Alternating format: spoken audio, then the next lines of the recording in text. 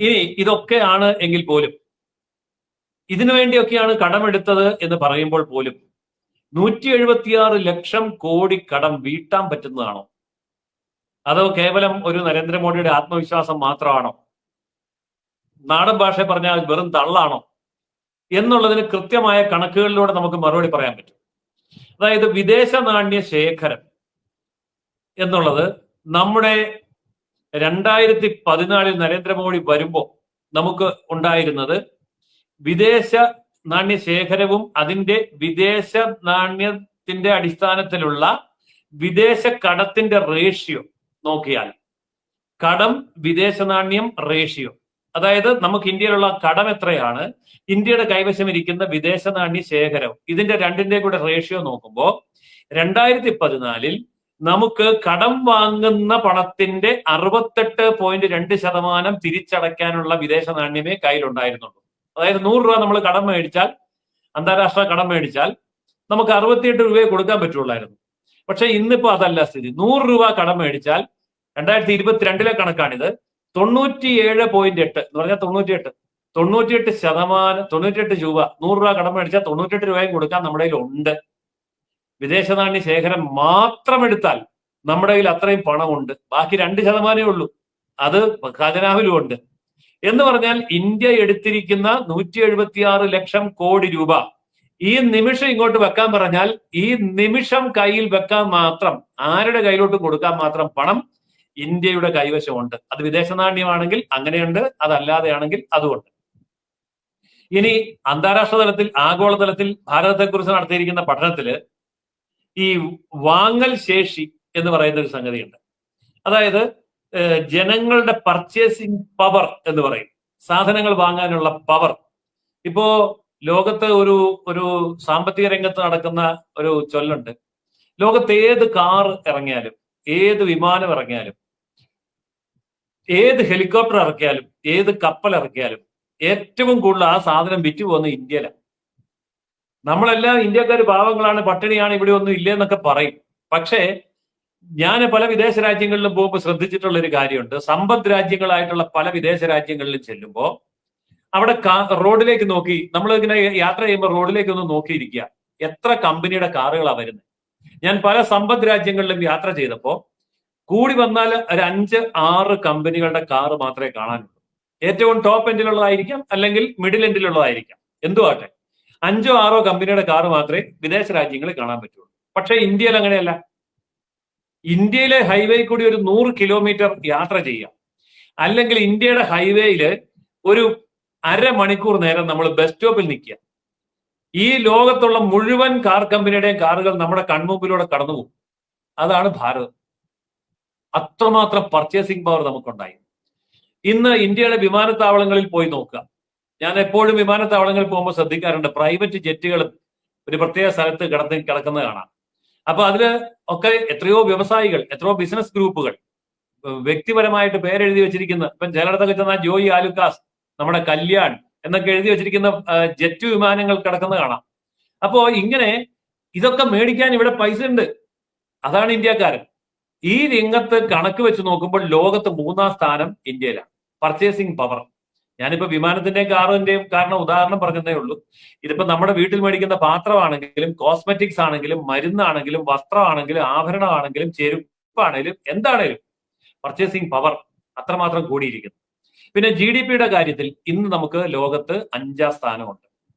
അതായത് ലോക സമ്പദ് വ്യവസ്ഥ മൊത്തം എടുത്താൽ ആകെ ലോകത്തുള്ള സമ്പത്തിന്റെ 3.3% ഇന്ന് ഈ രാജ്യത്തുണ്ട്. അതുപോലെ ലോകത്തിന്റെ പർച്ചേസിംഗ് പവറിന്റെ അടിസ്ഥാനം എടുത്തു നോക്കുകയാണെങ്കിൽ ലോകത്തുള്ള 8.23% സാധനവും ഒറ്റയ്ക്ക് മേടിക്കാൻ കഴിയുന്ന രാജ്യമായിട്ട് ഇന്ത്യ വളർന്നിട്ടുണ്ട്. ഇവിടെ നമ്മൾ ജപ്പാനെ പിന്തള്ളി നോക്കണം, ജർമ്മനിയെ പിന്തള്ളി നോക്കണം. അവരെയൊക്കെ പിന്തള്ളിയാണ് ലോകത്ത് പർച്ചേസിംഗ് പവറായിട്ട്, 3ാമത്തെ പർച്ചേസിംഗ് പവറായിട്ട് ഭാരതം വളർന്നത്. ഇനി ഇത് മാത്രമല്ല, നമ്മൾ മുന്നോട്ട് പോകുമ്പോൾ എവിടം വരെ എത്തും, ഈ സ്പീഡിൽ നമ്മൾ മുന്നോട്ട് പോവുകയാണ്. സാമ്പത്തിക വളർച്ച ഇപ്പൊ 8.24 സാമ്പത്തിക വളർച്ചയുള്ള ലോകത്തെ 1-ാം സ്ഥാനത്താണ് നമ്മൾ നിൽക്കുന്നത്. ലോകത്തെ ഏറ്റവും കൂടുതൽ വേഗത്തിൽ വളരുന്ന സമ്പദ് വ്യവസ്ഥ ഭാരതത്തിൻ്റെതാണ്. ഓർക്കണം, സാമ്പത്തിക മാന്ദ്യം വന്നിട്ടുണ്ട്, വിദേശ ഉപരോധങ്ങൾ ഏർപ്പെടുത്തിയിട്ടുണ്ട്.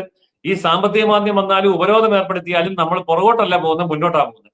അങ്ങനെയാണ് 8.24% വളർച്ചാ നിരക്കോടുകൂടി നമ്മൾ ഇന്ന് ലോകത്ത് 1-ാം സ്ഥാനത്ത് നിൽക്കുന്നത്.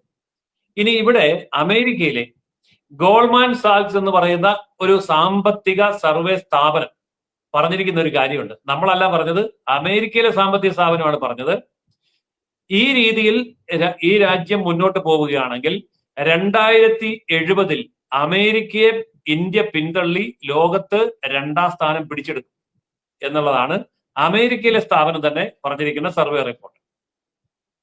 ഇനി നമുക്ക് ഇതൊക്കെ പറയുമ്പോൾ നമ്മുടെ കടം GDP റേഷ്യോ 81% ആണെന്ന് പറയുമ്പോൾ ലോകം മുഴുവൻ അംഗീകരിക്കുന്ന ലോകത്തെ വൻശക്തി രാഷ്ട്രങ്ങളുടെ സാമ്പത്തിക സ്ഥിതി എന്താണ്?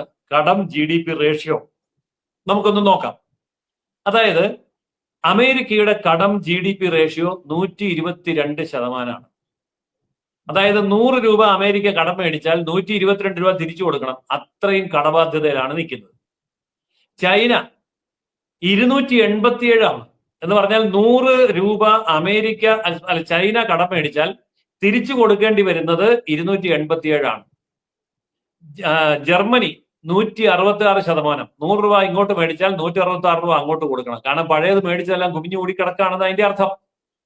ജപ്പാൻ 261%. അപ്പോൾ ഇത്രയെല്ലാമുള്ള ഈ വൻശക്തികൾ ഇത്രയും വലിയ കടക്കെണിയിൽ വീണ് കിടക്കുമ്പോഴാണ് ഇന്ത്യ 81% നിൽക്കുന്നത്.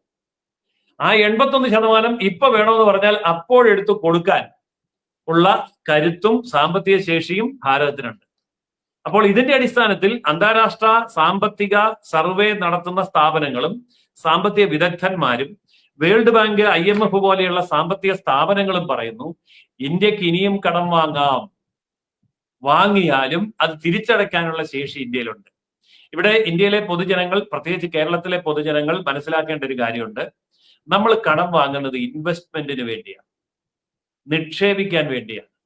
അതുകൊണ്ട് നമ്മുടെ നിക്ഷേപം മുഴുവൻ പണമായിട്ട് തിരിച്ചു വരികയാണ്. ഇപ്പൊ നമ്മൾ 1 കോടി രൂപയുടെ വീട് വെക്കുന്നു എന്ന് പറയുമ്പോൾ അതൊരു എക്സ്പെൻഡിച്ചറാണ്. എന്നാൽ ആ 1 കോടി രൂപയുടെ 10 വീടുണ്ടാക്കി, 10 ലക്ഷത്തിന്റെ 10 വീടുണ്ടാക്കിയിട്ട് വാടകയ്ക്ക് കൊടുത്തു എന്ന് പറഞ്ഞാൽ അത് ഇൻകമാണ്. ഇന്ന് പറഞ്ഞതുപോലെ ഇന്ത്യ ഉണ്ടാക്കുന്നതല്ല, ഇൻകമാണ്. അതായത് ഇന്ത്യ മുഴുവൻ ഹൈവേ ഉണ്ടാക്കുന്നു, അതിൽ നിന്ന് വരുമാനം നാളെ ഉണ്ടാവും. ടോൾ വിരിച്ചിട്ട് മാത്രമല്ല, ബിസിനസ് ഡെവലപ്മെന്റ്, കാർഷിക ഡെവലപ്മെന്റ്, ടൂറിസം ഡെവലപ്മെന്റ്, അങ്ങനെ ഉണ്ടാകുന്ന വരുമാനം. അതുപോലെ റെയിൽവേ, അതുപോലെ മെട്രോ, അതുപോലെ തുറമുഖം, അതുപോലെ എയർപോർട്ട്, അതേപോലെ തന്നെ സർക്കാർ ആശുപത്രികൾ, വിദ്യാലയങ്ങൾ, കോളേജുകൾ, യൂണിവേഴ്സിറ്റികൾ, ഇങ്ങനെ എല്ലാ മേഖലയിലും നമ്മളിപ്പോൾ മുടക്കിക്കൊണ്ടിരിക്കുന്ന പണം ഏതാനും വർഷങ്ങൾക്കുള്ളിൽ തന്നെ തിരിച്ചു വരും. ഇപ്പൊ 2 വർഷം 4 വർഷം കൊണ്ട് ഹൈവേ ഉണ്ടാക്കുന്നു എന്ന് പറഞ്ഞു. ഹൈവേ അങ്ങോട്ട് ഉദ്ഘാടനം ചെയ്താൽ ആ നിമിഷം മുതൽ പണം തിരിച്ചു വന്നു തുടങ്ങിയാണ്. കഴിഞ്ഞ ദിവസം നമ്മളൊരു വീഡിയോ ചെയ്തിരുന്നു. നമ്മുടെ ഒരു സംഘപ്രവർത്തകനെ സാമ്പത്തികമായിട്ട് സഹായിക്കാൻ വേണ്ടി തന്നെയായിരുന്നു. അതിലെ യാഥാർത്ഥ്യങ്ങൾ പറഞ്ഞുകൊണ്ടുള്ള വീഡിയോയുടെ വിശദ വിവരങ്ങൾ അറിയേണ്ടവർക്ക് നമ്മുടെ ഈ വീഡിയോ കഴിഞ്ഞ ഉടനെ ആദ്യ കമന്റ് ആയിട്ട് അത് പിൻ ചെയ്ത് വെക്കുന്നതാണ്. അത് എല്ലാ മാന്യ പ്രേക്ഷകരും കാണേണ്ടതുണ്ട്. കാരണം നമുക്കറിയാം, ഇവിടെ നിരോധിക്കപ്പെട്ട പോപ്പുലർ ഫ്രണ്ട് എന്ന് പറയുന്ന ഭീകര സംഘടന, മുസ്ലിം ഭീകര സംഘടന, ആ ഭീകര സംഘടനയും SDP-യുമായി ചേർന്നുകൊണ്ട് നമ്മുടെ ഒരു സംഘപ്രവർത്തകനെ കള്ളക്കേസിൽ കുരുക്കിയതാണ് വിഷയം. അപ്പൊ അത് വിശദമായിട്ട് ഞാൻ മുൻപൊരു വീഡിയോയിൽ കഴിഞ്ഞ ദിവസം പറഞ്ഞിട്ടുണ്ട്. അത് ഇവിടെ പിൻ ചെയ്ത് വെക്കുന്നുണ്ട്. അപ്പോൾ അത് എല്ലാവരും ഒന്ന് പോയി കാണുക. എന്നിട്ട് ആ പയ്യനെ സഹായിക്കാൻ വേണ്ടി നമ്മളൊരു നിയമസഹായ വേദി എന്നുള്ള രീതിയിൽ നമ്മളൊരു കൂട്ടായ്മ ഉണ്ടാക്കിയിട്ടുണ്ട്. അപ്പൊ അതിലേക്ക് സഹായം ചെയ്യാൻ വേണ്ടിയിട്ടുള്ള ഗൂഗിൾ പേ നമ്പർ, എല്ലാ UPI ട്രാൻസാക്ഷനും ഈ 2 നമ്പറുകളിലേക്ക് ചെയ്യാം. ഇനി UPI ട്രാൻസാക്ഷൻ അല്ല, അക്കൗണ്ട് ത്രൂ ചെയ്യുന്നവർക്ക് വേണ്ടിയിട്ട് അക്കൗണ്ട് വിവരങ്ങളും ഇവിടെ പ്രദർശിപ്പിക്കുന്നുണ്ട്. അപ്പോൾ ഇതിൽ ഏതാണോ നിങ്ങൾക്ക് സ്യൂട്ടബിൾ അതിലേക്ക് നിങ്ങൾ ചെയ്യുക. അത് എന്റെ വ്യക്തിപരമായിട്ടുള്ള അക്കൗണ്ട് ഡീറ്റെയിൽസ് ആണ് ഇവിടെ കൊടുത്തിട്ടുള്ളത്. കാരണം ഇത് താൽക്കാലികമായിട്ട് നമ്മളിപ്പോൾ ക്രിയേറ്റ് ചെയ്തിട്ടുള്ള ഒരു നിയമസഹായ വേദിയാണ്. ഇനി അതിനൊരു ലീഗൽ ഫോമിലേക്ക് നമ്മൾ മാറ്റാൻ വേണ്ടി തീരുമാനിച്ചിട്ടുണ്ട്. കാരണം നമ്മളെ ഒരുപാട് സഹോദരങ്ങൾ ഇത്തരത്തിൽ ഒരുപാട് ബുദ്ധിമുട്ടുകൾ അനുഭവിക്കുന്നുണ്ട്. ഇതിലേക്ക് എല്ലാവരും സഹായം ചെയ്യുക. ആ വ്യക്തിയുടെ എന്താണ് കേസ്, എല്ലാ വിശദ വിവരങ്ങളും ഇന്നലെ ഒരു വീഡിയോ നമ്മൾ ചെയ്തിട്ടുണ്ട്. ആ വീഡിയോയുടെ ലിങ്ക് നമ്മുടെ ആദ്യ കമന്റ് ആയിട്ട് പിൻ ചെയ്ത് വെക്കുന്നുണ്ട്.